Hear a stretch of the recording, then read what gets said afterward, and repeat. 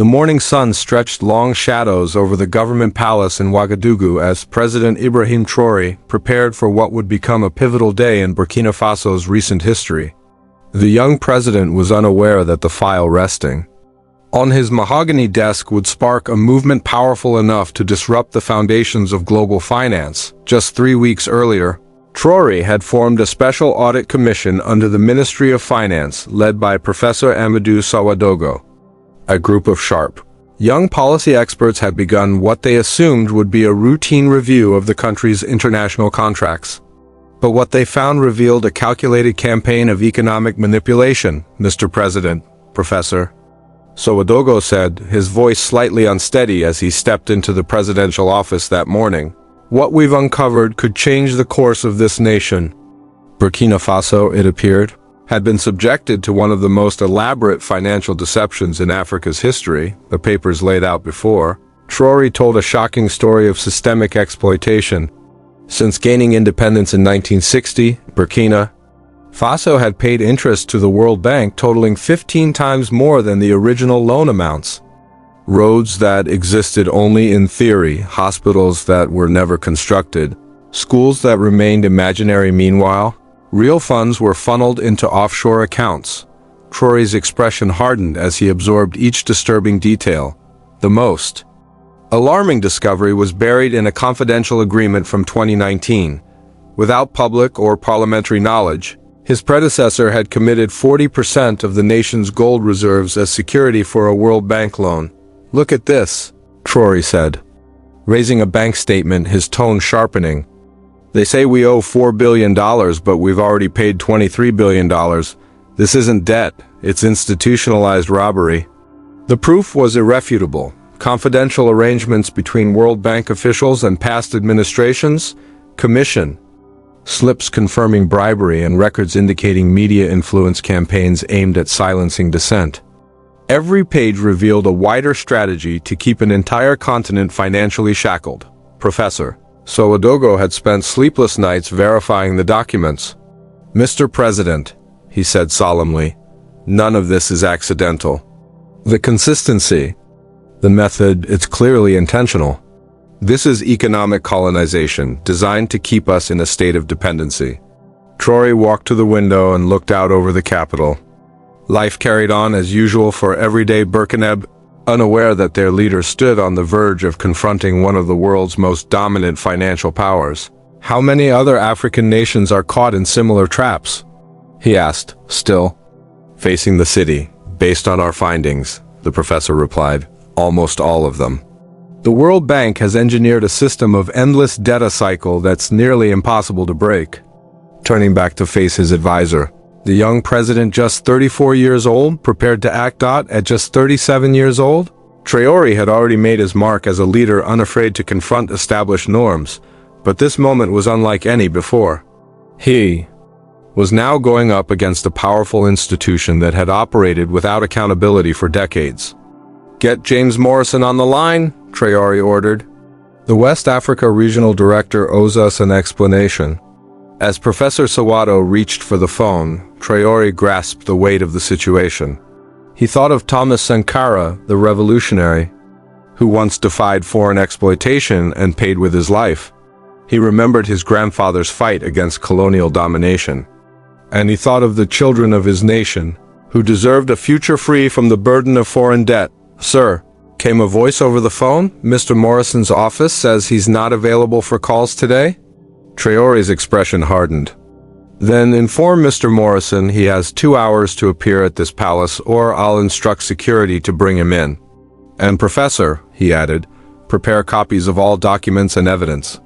The world must see what we've discovered." As the palace staff rushed to carry out the president's orders, Traoré turned back to the files. Every page deepened his certainty that this moment would shape not only his presidency, but the future of African self-determination. He knew he was about to cross a line from which there was no turning back. The day of reckoning had arrived.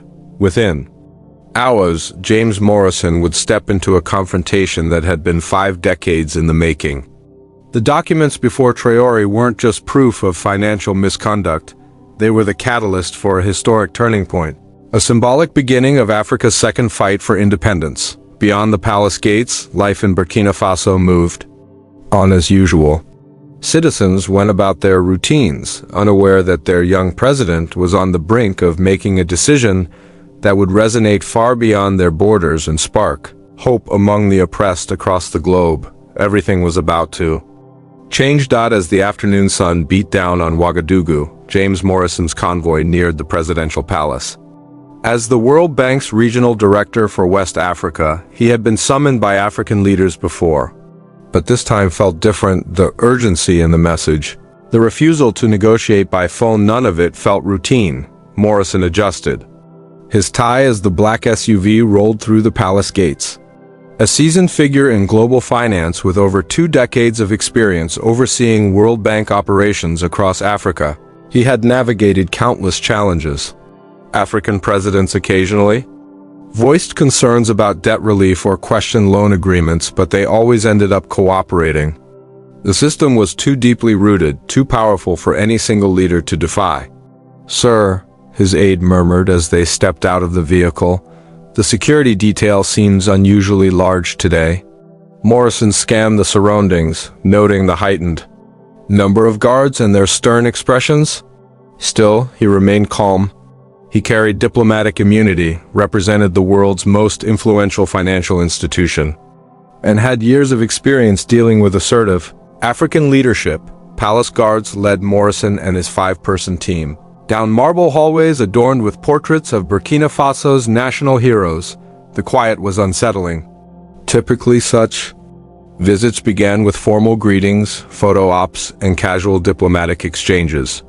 This time, they were escorted directly to a conference room where President Traoré was already waiting, standing behind a table stacked with documents. Traoré's expression was unlike any Morrison had seen before. This wasn't the usual cautious skepticism he expected. The young president's eyes radiated a composed but icy anger that made Morrison involuntarily hesitate. "Mr. Morrison," Traoré began, his voice slicing through the tension, "thank you for coming. Please, have a seat. We have a great deal to talk about." Morrison sat down, doing his best to appear confident as he quickly assessed the table. The documents were neatly arranged, with the meticulous order of a prosecutor preparing for a case. This didn't look promising.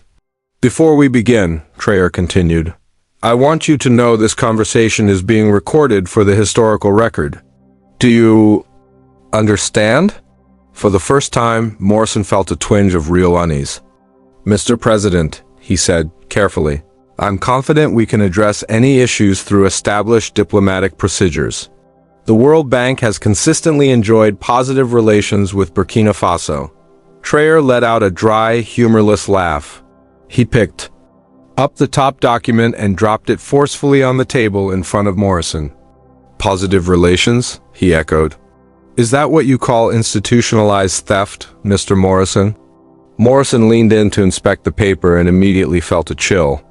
It was a confidential protocol from 2019 that was meant to remain undisclosed. How had they gotten this? "Since 1960, Traoré said, his voice growing louder with every word, "Burkina Faso has paid your institution $23 billion. Yet, our official debt is only $4 billion. Can you explain that arithmetic to me, Mr. Morrison?" Despite the air conditioning, Morrison could feel beads of sweat forming on his brow. "Mr. President, international finance involves complexities, interest rates, service charges, currency shifts." "Enough," Traoré's tone cut him off sharply. "Don't try to obscure the truth with financial jargon. This document makes it clear. Most of your so-called loans funded imaginary projects, roads that don't exist, hospitals that were never built, schools our children have never seen." Morrison struggled to maintain his composure. Spread out before him was damning evidence, classified agreements, records of bribes, communications detailing how African leaders were influenced and manipulated. It was all there. "And here," Traoré continued, holding up another document, "this shows that 40% of our national gold reserves were pledged as collateral without parliamentary consent. This isn't mere financial impropriety, Mr. Morrison. This is economic aggression." The president began pacing, his frustration intensifying. For 5 decades, your institution has engineered a system of endless debt, designed to keep African nations trapped and dependent. You've turned our natural wealth into security for projects that only enrich foreign interests. Morrison tried to defuse the situation. Mr. President, surely there are misunderstandings that can be resolved. Perhaps we could negotiate a debt restructuring. I don't want restructuring. Traoré's voice boomed through the room. I want the $23 billion returned, the money you stole from my people. The World Bank director now grasped the seriousness of the situation. This wasn't a discussion, it was a final demand. Mr. President, the World Bank doesn't have the authority to unilaterally cancel debts or return funds, Morrison said. These issues require a thorough review by our board of directors. You have 24 hours, Traoré interrupted, his tone calm but firm.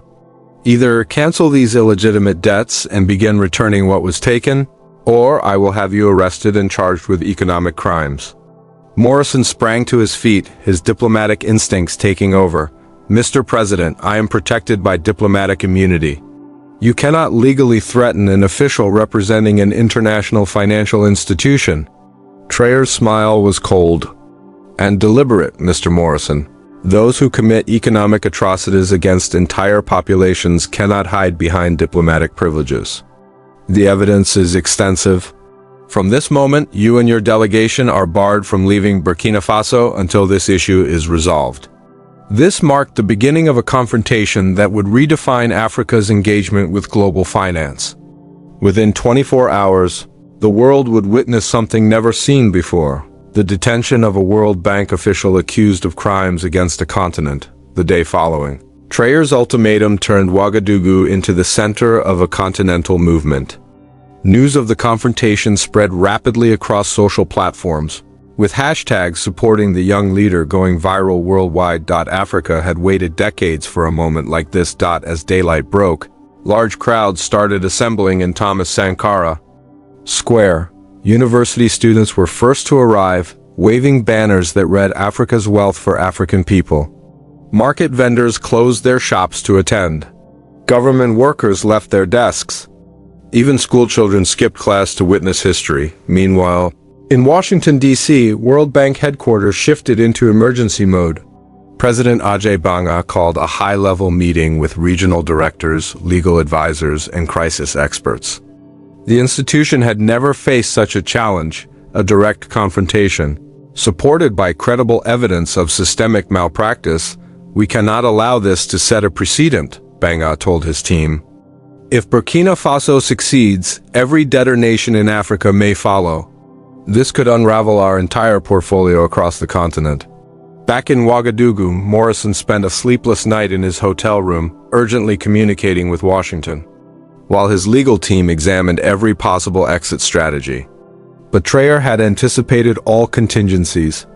Airport security had been alerted, borders were under surveillance, and Morrison's diplomatic immunity was already being contested through formal legal channels. As the deadline neared, support for Traoré surged across Africa. Mali's President Emi Goa was first to declare solidarity, stating that Mali had endured similar financial manipulation. Niger's Abdourahmane Chiani went further, calling for a unified Sahel response to what he termed World Bank exploitation. The bravery shown by President Traoré should serve as an example to all African leaders, Chiani said during a press briefing in Niamey. For too long, we have allowed international institutions to mask theft as development aid. Guinea's President Mamadi Doumbouya echoed the sentiment. Uganda's long-standing leader Yoweri Museveni praised Traoré, his words resonating across the continent. What President Traoré has done is something we should have done half a century ago. It may be late, but it's absolutely the right step. The global reaction was swift and predictable. The U.S. State Department issued a formal warning about respecting international protocols. French President Emmanuel Macron dispatched his Africa advisor to Ouagadougou, combining diplomatic pressure with veiled threats. The European Union called for restraint, but Traoré remained resolute. First, we address the World Bank, he told the French envoy. Then we'll settle matters. With you. As the final hours counted down, Morrison made a last-ditch attempt to flee. According to Palace Intelligence, the World Bank director tried to arrange a private flight out of the country. Security forces intercepted him at the airport, seized his passport, and returned him to face due process. The moment of reckoning arrived precisely at noon. Morrison was brought back to the presidential palace. The confident demeanor he once carried had faded, replaced now by visible tension. Outside, international news crews stood ready, their cameras capturing every second of what was about to unfold. Inside the conference room, President Traoré waited calmly, fully aware that Morrison had no options left.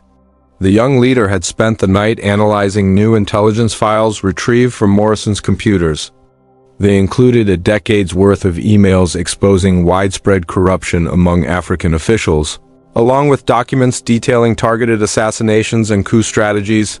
Mr. Morrison, Traoré began as the World Bank director sat under close watch. I trust you've had time to reflect. What response do you bring from Washington? Morrison's voice was unsteady. I've spoken with headquarters. They're open to negotiating a debt restructuring. A 50% reduction may be possible. I said yesterday, Traoré interrupted, I'm not interested in restructuring.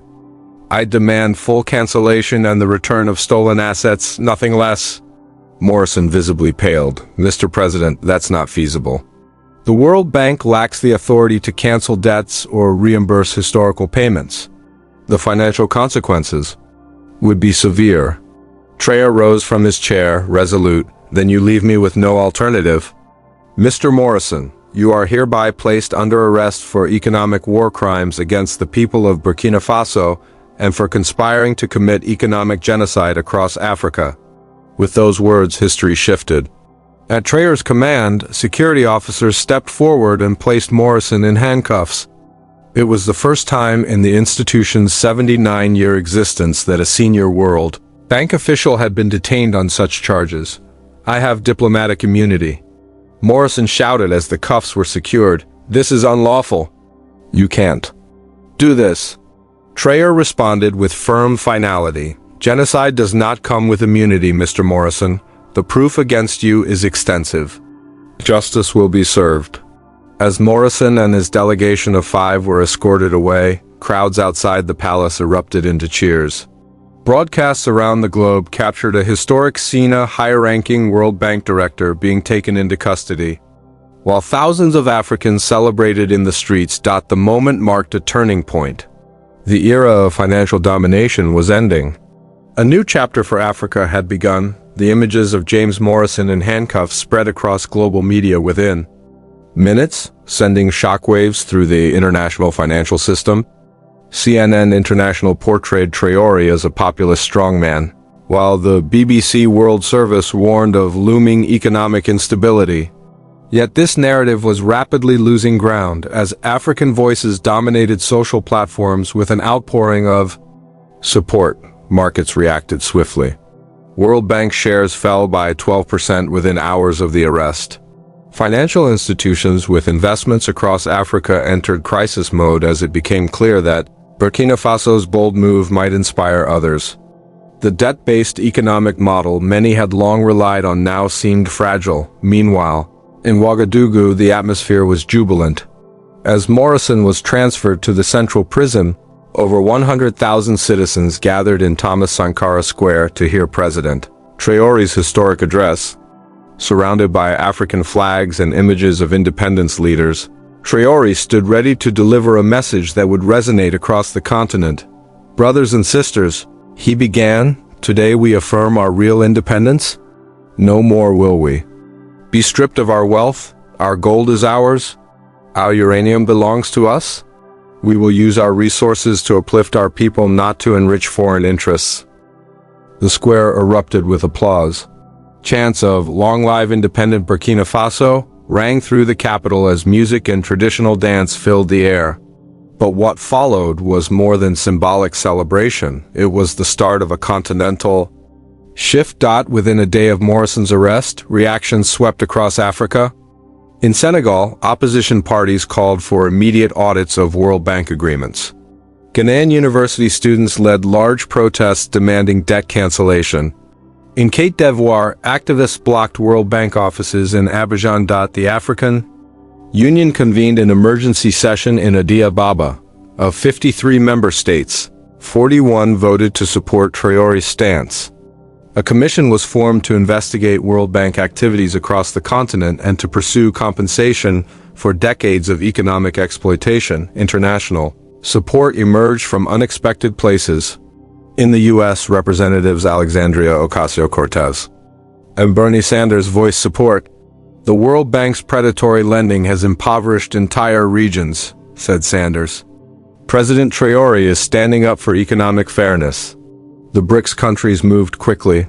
China's development bank offered interest-free loans to Burkina Faso. Russia labeled the World Bank's activities as neo-colonial, India's prime Minister Modi voiced solidarity with Africa's efforts, and Brazil's President Lula called for unified resistance to economic imperialism. Venezuela pledged discounted fuel, Cuba committed medical teams, and Iran praised a growing alliance against financial domination. The most profound changes, however, were unfolding inside Africa. National intelligence services began investigating their own financial agreements, using evidence uncovered by Traoré's administration. In Nigeria, documents revealed that oil profits were being diverted through opaque debt mechanisms. Kenya found that infrastructure loans had been structured to foster long-term dependency. Tanzania identified non-existent projects similar to those exposed in Burkina Faso. The psychological impact was equally powerful. For the first time in decades, Africans witnessed one of their leaders confront major global institutions without facing immediate overthrow or harm. This alone was transformative. Online movements surged. The hashtag #AfricaAwakens became the top global trend, as people across the continent shared stories of economic injustice and demanded reform. Young Africans, who had grown up watching their nations remain underdeveloped while natural resources flowed abroad, now saw a new possibility. They had found a leader willing to resist. In response, Western powers rushed to mitigate the fallout.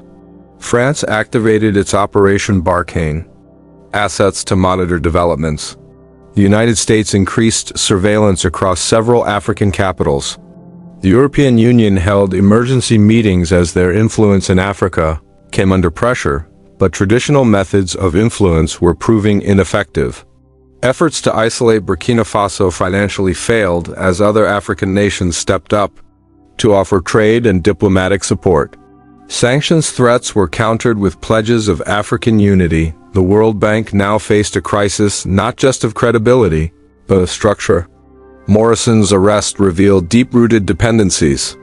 Leaked internal documents, released by sympathetic staff, detailed strategies designed to maintain long-term debt reliance among poorer countries. As weeks passed, the momentum grew. Mali began reviewing all foreign loans. Niger demanded compensation for uranium extracted under colonial-era agreements. Guinea reevaluated every mining contract involving farms. Across the continent, financial dependency was being questioned as never before. A psychological barrier had been broken. African leaders who once hesitated to challenge international institutions now drew strength from Traoré's example. After centuries of economic subjugation, a continental pushback was finally underway. In Burkina Faso, Traoré's popularity soared. Streets were named in his honor. Children sang songs about him in schools. Delegations from around the world arrived, eager to understand how one nation had ignited such a transformation. The young president who had dared to detain a World Bank director had done more than demand debt cancellation. He had sparked Africa's second wave of independence, one driven not by flags and constitutions, but by sovereignty over resources and economic destiny. And with that, President Ibrahim Traoré secured his place in history not just as a national leader, but as the catalyst for a global reckoning over economic justice.